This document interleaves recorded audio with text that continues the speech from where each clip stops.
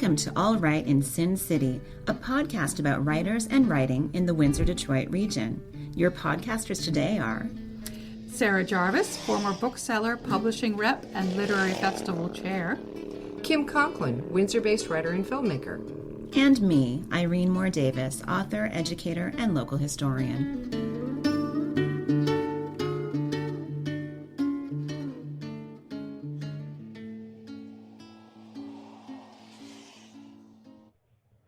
Welcome to All Right in Sin City. This recording takes place online in the era of safe physical distancing. So our featured guest today is Rebecca Ledingham-Gbadebo. Rebecca Ledingham-Gbadebo is married to Kenny Gbadebo and is the mother of Sheena. She grew up in Windsor, Ontario and attended the University of Windsor. She's been an elementary school teacher since 1995 and a member of Most Precious Blood Catholic Church in Windsor since 1983. She's also been an avid volunteer around Windsor through the years, committed to causes that benefit children and youth. Rebecca enjoys spending time with family and friends, swimming, dancing. I can attest to the dancing, writing, not necessarily in that order. Rebecca's new book, published by Cranberry Tree Press, is Moving On, Life After the Diagnosis. Rebecca's epilogue includes these words: "A passion to write has been ignited to help others who are facing challenges. This isn't only a story about multiple sclerosis, it's about life." Welcome, Rebecca. Thank you, Irene. So this book is the story of your life after you were diagnosed with multiple sclerosis. How did you arrive at the decision to share such a deeply personal narrative with the public? Well, eventually, after many years, I was having some issues and I was off of work trying to recuperate. And I realized that it's not just about my body recuperating, it was more about my spirit and about my mental health. And I just felt like I'm not the only person going through this. It's bigger than just an MS diagnosis. Everyone's going through something. And I think it's important that we share our story to let other people know they're not alone in this, that we're all capable of getting better, but we have to take the time and give ourselves permission to do that. So you've been really open about not allowing your condition to control your life or to define you. To what degree has telling your own story given you a greater sense of control? So I honestly, now that I've opened up about it, I feel like I actually have less control. I feel when I wrote the book, I didn't realize how naked I was going to feel once the book was out there. I feel very exposed, and it's good and bad. I want other people to benefit from what I'm going through, but on the other hand, you know, you feel a little bit cautious because there are a lot of people that actually didn't even know that I had MS because I don't present as having the typical symptoms. I've gone out of my way to make sure that I monitor my fatigue and I try to monitor my stress. So for someone to look at me, they don't know that I have MS. But the reality is they can't see what's going on inside of my body, right? So with writing the book and putting it out there, I felt like, oh, okay, I really wanted to do this, but now I'm like, oh, goodness, everyone knows now. So like I said, I feel very exposed. But the control thing, I think that was something that I had to just give up completely. I don't have control over this. I can control my behavior so that it doesn't get out of control. But as far as control goes, I've kind of given up my control because I have a spiritual background as well. I've given up my control to God. I've given my life to God. So if something happens with me, I know that God's got it under control. I know that it's going to go in a certain direction. And from that perspective, I've let go. One thing that's really hard at normal times, and especially now, is portioning out our time. How do you find time to do your writing? Well, it was a blessing and not a blessing when I was off of work. I mean, I was off work because I couldn't do my job. But in that time, I had a lot of opportunity to write. And I thought, you know what? While I'm off, I just started writing and it just seemed to flow. I didn't realize how much I actually had to say. I was speaking out of a perspective of trying to help other people. So I know that it was the right thing to do, to write it down. Even now, I'm finding well, after seeing your podcast with Laurie Smith, which was amazing, I had no idea who I was meeting at that time, but I've been writing a lot of poetry over the years, but I never really took it seriously. I kind of would write a couple of notes here and there. But I'm going back to that now, and I find just when I'm inspired, I just go quick and I write down what I've been thinking about, and then I'll go back to it and work on it more. So now that I've done this, now I'm feeling even more inspired to kind of develop myself and that part of my my life. Great. Are you an early morning person, a late night person, or just whenever? I'm an early bird. Yeah. I'm an early bird. However, the other night I woke up, I couldn't go to sleep because I had a poem on my mind, and I was like, okay, I can't sleep. I have to get up and write it down, and I did. So I got to bed kind of late that night, but ordinarily I'm an early morning person. I think it's just from, well, being a teacher and being up early for years and years, and then being a mom, right? You get up early with your kids, and I just never shook it off. So yeah, I'm an early bird. Mm-hmm. So the book is very informative, but it's also really easy to read. Yeah. How easy or difficult was it for you to find the right voice and narrative style for this book? Well, I think when I was writing it, I wanted to be able to be relatable to other people. Initially, when I wrote it, I had included some medical terminology and drawn out explanations about what it was. And then after working with my publisher, we kind of pared it down so that it was more reflective of just being my voice. And we did manage to squeeze in a few of the things that I was talking about, but it's more of from my experience versus what a doctor would define it as. So yeah, I wanted it to be me telling the story and telling people that an ordinary person can get over things, you know, and I think that was my goal. I just wanted people to know me and to be able to read it easily. I've gotten feedback from other people, and they've said that too. It was an easy read. And I'm like, perfect, because I want it to be an easy read. I want people to be touched by it, and I don't want it to be labor intensive, you know. It should come off as being very personal. I was hoping that it would have the vibe of, you know, you're reading that and it's like you're with me and we're having a cup of coffee. And I think it did turn out that way. I agree that was achieved. Rebecca, it was interesting to read your book in the era of COVID-19 and self-isolation, because one recurring theme in your book is the value of resting and recharging. About the importance of slowing down despite these social norms that hold activity and productivity as valuable.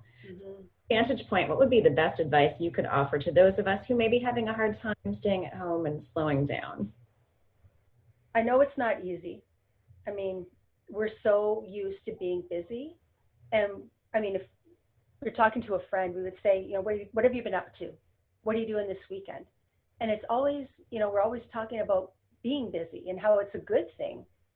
But I think if we can just take the time to think about exactly what's going on with us right now, and us as individually, I should say, you know, what is it that I really think is important?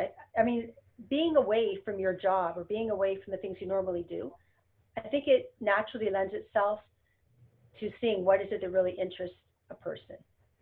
You know, do I really like reading? You know, I think it's funny. My husband, he's not a reader. So he just finished his book today. I'm busting him right now. He just finished his book. He's not a reader. And I get that. I mean, that's not his interest. But for others of us, like, what are we interested in? I mean, I know people are busy doing arts and crafts. People are painting. People are doing home renovations. What is it that interests you? I'm hoping that some people are getting in touch with who they are as a person on a spiritual level too. You know, like, what is it that really drives me? Hopefully it's not our job. I mean, I'm a professional too. My job is important to me, but it has to be something else that pushes me to do what I do. And I think that was something that came out of being off of work all of that period of time, is I really realized what it is that motivates me. And that's why when you read the book, you'll see that my spirituality comes into play in a big way, because this is what keeps me going. This is what recharges me. So hopefully it'll speak to some people who are feeling kind of like they want to explore that part of them, and they're going to feel the benefit of it as well. Our listeners may recall that we recently interviewed Lori Smith, one of the founding partners and editors at Cranberry Tree Press. Cranberry Tree Press published your book. In your opinion, was there a particular suggestion from the editors that changed this book for the better? Something that you remember as standing out? Yeah, absolutely. That's what I was referring to previously. The way I had written it initially, I had stuck in between chapters like an infomercial. I would put in extra information about different things about, well, through the book you'll see like a chapter on Dale Carnegie, a chapter on Madonna House, a chapter on different part of the MS diagnosis. And they had helped me to kind of pare that down and just integrate it into the story rather than putting it separate. And I think it flows so much better after their suggestion, absolutely. Wonderful. Mm-hmm. Rebecca, what is one piece of advice you would like to offer to someone else who's interested in writing their life story? I think I would say go for it. Go for it. I mean, it's kind of a weird thing because it's basically it's a memoir, and I'm still alive, right? We think of people writing their memoirs and publishing it after they've passed away, but I think it's kind of cool that I'm able to share my life story with people now, and I'm hoping that I'll be able to share with people throughout my life now, you know, because my life it was the way it was, and I don't know where it's going, but I feel like I'm living a life of hope, and I hope that I can share that with other people. That's great. And so, but you are releasing a book in the middle of a pandemic, and it's different from the usual process of launching a book. So how have you been promoting Moving On? Well, I put it on Facebook and promote it in that way. I've given away some books to people who I thought would enjoy reading it and would promote it among their circle of friends. And here we are today having a podcast. So I'll probably go back to Facebook after the podcast. Certainly I'll post this so people can see it. And then I'll advertise the book again. And hopefully some people will be interested and they'll give me a call. And how can people buy your book right now? At this point, they can call me or they can email me. That would be probably the best way right now. And I'll make sure that my email address is available to everyone as well. We'll add that to our notes if you like. Absolutely. Thank you. Okay. So what's your next project? So my next project, like I said, I've been digging up some of the poetry that I had around the house in different notebooks where I started writing. And I'm probably going to take a course or a workshop with Lori Smith. I know she's talked about having one in the near future. And I'm hoping to do something with that, something very different from this book. And it's kind of exciting. I'm looking forward to it. I think the world of Lori's workshops. It's always fun to gather with other writers in that venue. So Rebecca, would you like to read something for our listeners so they have a taste of your book? Sure, I would like to. I won't be too long with it. As a result of being a sports mom, I had met many parents of my son's teammates. I have to say that I've enjoyed this tremendously. One of the several teams for which my son played was a basketball team in Detroit. It was here that I met some very special superwomen. These moms like me worked full-time and did the basketball mom thing too. We spent time together on the road at tournaments and many nights in the gym watching our babies practice. Just when I thought that chapter of my life was over, I received a text from one of the women, Nicole. She said she was looking for some help with her new business and that we should catch up. We set a date to meet for lunch. What a lady. I found out not only had she been taking care of things at home, but she had written 3 books. She passed one of them to me, Still Have Joy, an anthology of several women's stories of God's influence in their lives. I love to read. I was currently reading a lot of nonfiction, and I was eager to read Nicole's book. Specifically, I wanted to read her contribution, and I was blown away by her reflections. She wrote about the very thing that I needed to hear. I had forgotten God's promises to me. For I know the plans I have for you, declares the Lord, plans for your welfare and not for evil, to give you a future and a hope. Jeremiah 29:11.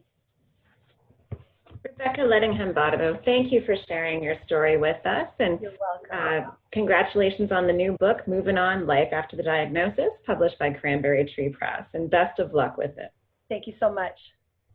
Thank you, Rebecca. Thank you. Thank you, Kim. Thank you, Sarah. Take good care. Thank you. Thanks for joining us. Look for more episodes of All Right in Sin City wherever you listen to podcasts, or check out our website, allrightinsincity.com. For information and announcements of new podcasts, sign up to our email list or follow us on Facebook and Twitter.